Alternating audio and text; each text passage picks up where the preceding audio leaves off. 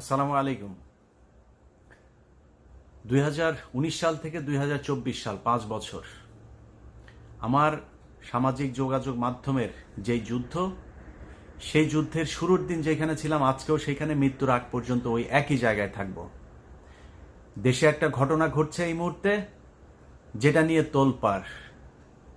আমাদের কিছু নতুন সুশীল বুদ্ধিজীবী বের হয়েছে, যারা এটার পক্ষে নানান ধরনের মতামত দিয়ে আমাদের মাঝে একটা বিভ্রান্তি বিশৃঙ্খলা তৈরি করার চেষ্টা করছে। আমার আজকের ভিডিওতে খুব স্পষ্ট ভাষায় কিছু কথা বলবো, তথ্য প্রমাণ সহ। আপনার যদি মনে হয় আমি ঠিক বলছি, আমার সাথে থাকতে হবে। আপনি যেই জায়গায় যেইভাবে আছেন, আপনার জায়গা থেকে আপনাকে প্রতিবাদ করতে হবে। বাংলাদেশের জাতীয় সঙ্গীত এখন যেটা আছে সেটা থাকতে পারে না। আমি আমার শেষ নিঃশ্বাস যতক্ষণ পর্যন্ত থাকবে, একজনও যদি আমার পেছনে না থাকে, আমি আমার মৃত্যু পর্যন্ত এই জাতীয় সঙ্গীতকে বাতিল করার জন্য যতটুকু যা করা প্রয়োজন আমি করে যাব। আমি 2019 সালে যেদিন এই সোশ্যাল মিডিয়াতে প্রথম ভিডিও তৈরি করেছিলাম সাংবাদিকতা বাদ দিয়ে, সেই দিন আমি বলেছিলাম যে বাংলাদেশের সব সমস্যার মূল কারণ হচ্ছে ভারত। ইসকন নিয়ে নিউজ করার কারণে আমার পেছনে এখানে আওয়ামী লীগ, হিন্দু, এদের লোকজন সব আমার পেছনে বিশাল আকারে আন্দোলন শুরু করে দিল। এর কারণ কি? কারণ ওদের পৈতৃক নিবাস হচ্ছে ভারত। তাদের কোনো সমস্যা হলেই দৌড় দেয় ভারতে। তাদের দেবদাস চক্রবর্তীর বাপও ছিল ভারতের। তাদের যত সমস্যার সমাধান করে দেয় ভারত।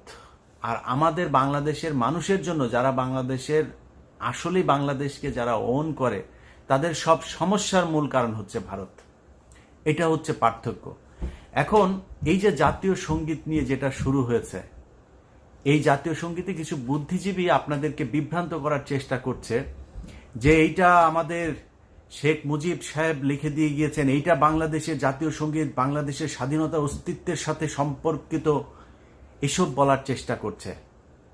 প্রথম কথা, যদি কেউ ডিবেট করতে চান, বলেন কোথায় যাবেন, আমি 5 জনকে নিয়ে সেখানে যাব। কে কোথায়, কোন জায়গায়, কোন ওপেন মার্কেটে কোথায় চ্যালেঞ্জ করতে চান, আমি আপনাদের চ্যালেঞ্জ অ্যাকসেপ্ট করতে রাজি। আপনার কথা কেউ বিশ্বাস করবে না, আমার কথা কেউ বিশ্বাস করবে না, করার দরকার নাই। যাদের কথা বিশ্বাস করবেন, যারা আপনাদেরই লোক, তাদের লেখা বই, তাদের লেখা বক্তব্য, সেগুলো থেকে প্রমাণ করে দেব যে বাংলাদেশের যে জাতীয় সঙ্গীত, এটা বাংলাদেশকে, বাংলাদেশের স্বাধীনতাকে কেন্দ্র করে লেখা হয় নাই। আমি আমার ভিডিওতে সবগুলো পয়েন্ট আপনাদেরকে বলবো। আমার এই পয়েন্ট শোনার পরে আপনার যদি মনে হয় আমি সত্য বলছি, আমারটা শুনতে হবে। যদি মনে হয় মিথ্যা বলছি, তাহলে আপনি আমারটা শোনার কোনো দরকার নাই। কমেন্ট করে আপনি জানান যে ভাই আপনি এই জায়গাটা ভুল করেছেন। রবীন্দ্রনাথ ঠাকুর 1905 সাল বঙ্গভঙ্গ রদ করবার জন্য তখনকার সময়ে শ্যামাপ্রসাদ, তারপরে রবীন্দ্রনাথ, এই যে গান্ধীও সেই সাথে আপনার এগুলোর পেছনে তাদের অনেক ধরনের চক্রান্ত, ষড়যন্ত্র এগুলো ছিল, অর্থাৎ তাদের যে কংগ্রেস, তো এগুলো যে করেছে, তাদের উদ্দেশ্য কি ছিল? বঙ্গভঙ্গ। আর বঙ্গভঙ্গ রদের কারণ কি? বঙ্গভঙ্গ ব্রিটিশরা করে দিল যে আমাদের দেশের পূর্ব বাংলার মুসলমানেরা এবং এই দেশের নিচু বর্ণের যেসব হিন্দুরা আছে, তারা কোনো বিদ্যা অর্জন করতে পারবে না। বিদ্যা অর্জন কারা করবে? শুধুই ব্রাহ্মণরা করবে। সেই ব্রাহ্মণরা থাকেন কোথায়? কলকাতার জমিদার সব। এই জমিদারদের কথা মতো আমাদেরকে চলতে হবে সারা জীবন। আমরা যদি বিদ্যা অর্জন করি তাহলে সমস্যা। এই কারণে তারা চায় না আমাদের বঙ্গভঙ্গ আলাদা প্রভিন্স হোক, এবং সেই প্রভিন্সের ভেতরে আপনার ব্রিটিশ সরকার আমাদেরকে আলাদা বাজেট দিক, আলাদা স্কুল কলেজ এগুলো করুক, সেখানে আমরা শিক্ষা অর্জন করব, এটা তারা করতে দিবে না। তাদের ওইখানে যেয়ে আমাদের তাদের হাত পা টিপতে হবে সারা জীবন, তাদের বাড়ির সামনে দিয়ে যাওয়ার সময় জুতা খুলে যাইতে হবে, তাদেরকে দেখলে নমনম করতে হবে, এইভাবে সারা জীবন চলতে হবে। না চললে তাদের ব্রাহ্মণত্ব যেটা, সেটা থাকবে না। তো এই যে উঁচু বর্ণ নিচু বর্ণের যে ভেদাভেদ, এটাকে ধরে রাখার জন্য তারা আমাদেরকে পড়াশোনা করতে দিবে না। এটাই হচ্ছে মূল কারণ যে আমাদের দেশ উন্নত হইতে পারবে না। আমরা তাদেরকে শাসন করব, আমরা শিক্ষা অর্জন করব, অতএব বঙ্গভঙ্গ রদ হইতে হবে, আমাদের সাথেই থাকতে হবে। এই যে ক্ষুদিরাম যার ফাঁসি, এটা ব্রিটিশ আন্দোলনের বিরুদ্ধে না, বঙ্গভঙ্গ রদের কারণে এগুলো তারা আন্দোলন করেছে। হিন্দুদের যে কজনের নাম খুব কমই আছে যারা কিনা ব্রিটিশ বিরোধী আন্দোলন করেছে, তাদের যে কজনের খুব নাম শোনা যায়, ক্ষুদিরাম সহ, সবই হচ্ছে এই বঙ্গভঙ্গের কারণে তারা যুদ্ধ করেছে বড়লাটদের বিরুদ্ধে। এই বঙ্গভঙ্গকে কেন্দ্র করে এই মাটা সব মিলায়ে তারা সাহিত্য লেখা শুরু করলো। এই সাহিত্য চর্চার এই আপনার কি বলবো ফসল হলো আমাদের এই যে আজকের যে কথিত জাতীয় সঙ্গীত, সেইটাকে আমরা 1971 সালে বলছি জাতীয় সঙ্গীত। আপনি বলেন 1905 সালে যারা আমাদের এই পূর্ব বাংলার বিরুদ্ধে যারা এই কবিতা লিখলো, আমাদের বিরুদ্ধে যারা আন্দোলন করলো, ব্রিটিশদের বিরুদ্ধে দৌড়ঝাঁপ করলো, সেইটা লেখা আমার দেশের স্বাধীনতা নিয়ে আপনাদেরকে এখন বুঝাইতে চাচ্ছে যে স্বাধীনতা সার্বভৌমত্ব চলে যাবে, এই স্বাধীনতার চেতনা চলে যাবে। আরে ভাই, ওটা তো স্বাধীনতার বিরুদ্ধে লেখা। বাদ দিলাম এটা। রবীন্দ্রনাথ ঠাকুর কোন দেশের নাগরিক? আমার দেশে বহু হিন্দু আছে, ওই দেবপ্রিয় ভট্টাচার্যরে বলেন লেখা দিতে, আমরা ওনারটা লিখবো, কোনো সমস্যা নেই। এই দেশে বহু হিন্দু আছে, কোটি কোটি হিন্দু আছে, তাদেরকে বলেন যে আমার দেশের জাতীয় সঙ্গীত তাদের 5 জনের হাতে ছেড়ে দেব, আপনারা লেখা দেন। আরেক দেশের নাগরিকের লেখা জাতীয় সঙ্গীত তো আমার দেশে চলতে পারে না। এই ব্যক্তি সেই ব্যক্তি যে কিনা আমার দেশের ঢাকা বিশ্ববিদ্যালয়, সেটা নিয়েও তারা এখন বিতর্ক তৈরি করে, ঢাকা বিশ্ববিদ্যালয় চায় না। এগুলো একদম কনক্রিট এভিডেন্স।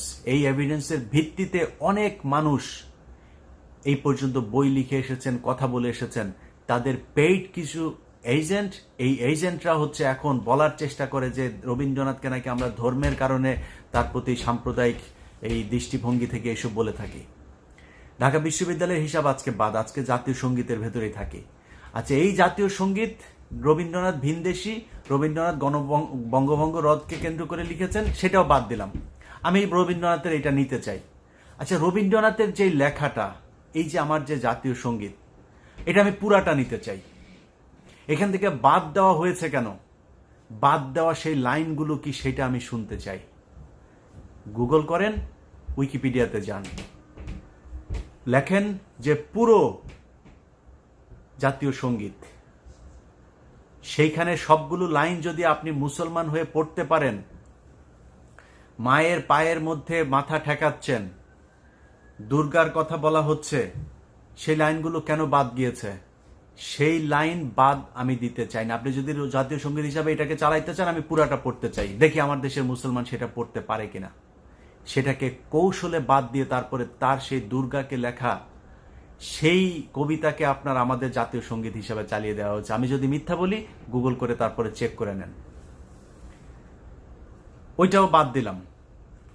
সেই গান আপনি দিয়ে দিলেন আমার সুর করে, তারপরে জাতীয় সঙ্গীত হিসাবে তারে নাইরে গাওয়ার জন্য। তো এই তারে নারে গানের যে সুরটা, সেই সুরটা কার লেখা? আমার এই ভিডিওটা, আমার এই কথাটা এই মুহূর্তে যিনি শুনছেন, আমার মনে হয় আমার ভিডিও যারা দেখেন তাদের 99% মানুষ জানেন এই সুরটা কার লেখা। গগন হরার আমি কোথায় পাবো তারে, সেই গান থেকে আপনি এই কইরা গান সুর চুরি করে নিয়ে আসা তারপরে আমার দেশের জাতীয় সঙ্গীতের ভেতরে চালায় দিচ্ছেন, এটা আমার জাতীয় সঙ্গীত। এই গান কি, এই সুর কি চুরি করা? ইয়েস অথবা নো। যারা আজকে এই ভারতের পেইড এজেন্ট, টাকা পয়সা খেয়ে যারা কি বলে নাস্তিকগুলা জাতীয় সঙ্গীতের পক্ষে, তারা এখন করছে। আর বেটা, তুই জাতীয় সঙ্গীতের জন্য তোর এতই, পুরো দেশটাই তো দখল হয়েছিল 15 বছর, তুই কোথায় ছিলি তখন?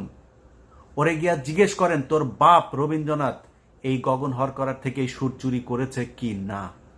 আমি ধর্ম, অন্য দেশি কবে লিখেছে সব বাদ দিলাম। আপনি কি চান যে কারো চুরি করা সুর আপনি সারা জীবন আমার স্বাধীন দেশ, রক্ত দিয়ে যে দেশের স্বাধীনতা অর্জিত হয়েছে সেই দেশের জাতীয় সঙ্গীত হোক? যদি না চান, তাহলে এই জাতীয় সঙ্গীত পরিবর্তন করতে হবে। বাংলাদেশের যেইখানে যেই অবস্থায় আছেন, সবার কাছে আমার অনুরোধ থাকবে, আজ থেকে কোথাও কোনো জাতীয় সঙ্গীত যেখানে বাজানো হোক সেখানে গিয়ে বাধা দেবেন, এবং কোনো শিক্ষা প্রতিষ্ঠান, কোনো জায়গায় বাংলাদেশের এই যে কথিত যে জাতীয় সঙ্গীত, এটা পাঠ করা যাবে না।